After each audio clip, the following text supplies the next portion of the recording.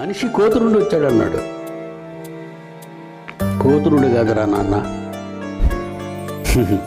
ఆదాము అవ్వల నుండి అన్నాం. బైబిల్లో అదే ఉంది.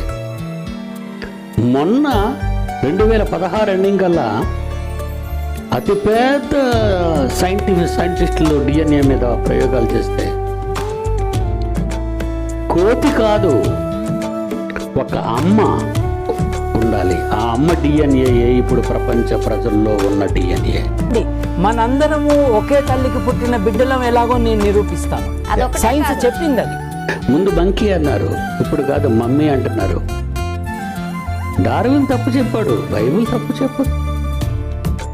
తలెత్తుకోండి. ఇప్పుడు మీరు తలెప్పుడు ఎత్తుకోవాలంటే బైబిల్ బాగా చదివేస్తండి. ఇప్పుడు తెలుసుకుంటున్నారు, ఒరే మన అందరికీ మూలం ఒక అమ్మ అని.